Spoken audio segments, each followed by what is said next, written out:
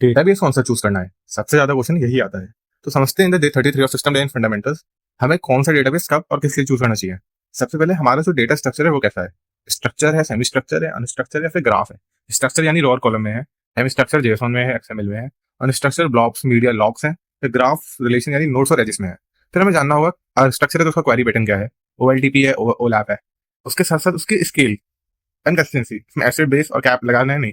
तो रिलेशन में अगर ओएलटीपी है तो एसिड, ओलैप है तो कॉलमनर, पोस्ट सीक्वल एग्जांपल है ओएलटीपी एसिड के, और बिग क्वेरी स्नोफ्लेक एग्जांपल है ओलैप के।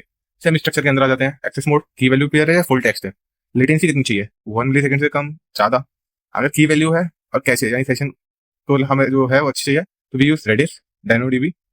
हमें सर्च करना है और हमारा जो की वैल्यू नहीं फुल टेक्स्ट है तो इलास्टिक सर्च, ओपन सर्च ये यूज कर सकते हैं। अब we have unstructured data, read pattern क्या है हमारा, टाइम सीरीज डेटा है ये वाइट कॉलम है, उसके अलावा वर्कलोड कितना है, राइट हैवी है कि रीड हैवी है। तो हमारे पास टाइम सीरीज डेटा है जो कि राइट हैवी होता है, तो वी कैन यूज इनफ्लक्स और टाइम सीरीज भी। ओके, हमारे पास वाइट कॉलम डेटा है जिसको हम अपेंड कर देते हैं तो कसांड्रा एच बेस।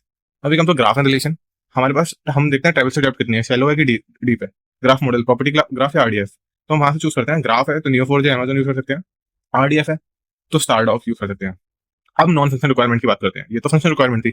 नॉन फंक्शनल क्या होती है, कंसिस्टेंसी। तो हमें स्ट्रॉन्ग इवेंचुअल चाहिए, सो कुछ वर्टिकल वर्सेस हॉरिजॉन्टल में देखते हैं, अवेलेबिलिटी रेप्लिकेशन अच्छे फेल होगा, और कंप्लायंस कंप्लायंस जीडीपी इंक्रिप्शन, ठीक है। तो फाइनल डेटाबेस डिसीजन आता है on the basis of balance of cost, team expertise and the scale up. Okay, quick trade off reference की बात करते हैं, रिलेशनल एसेट जॉइंस, यहाँ पे हमें स्केल नहीं करना है, वहाँ पे हम रिलेशन यूज करेंगे, सीक्वल डॉक्यूमेंट की जरूरत है हम नो सीक्वल करेंगे, की वैल्यू पेयर है वहाँ रेडिस यूज करेंगे, वाइट कॉलम है कसांडा यूज करेंगे, टाइम सीरीज है इनफ्लक्स यूज करेंगे, ग्राफ है नियो4j यूज करेंगे, सर्च है इलास्टिक सर्च यूज करेंगे, कॉलमनर है तो बिगक्वेरी यूज करेंगे। दिस इज ऑल अबाउट कौन सा डेटाबेस हमें चूज करना चाहिए। For such content follow @codebylearning।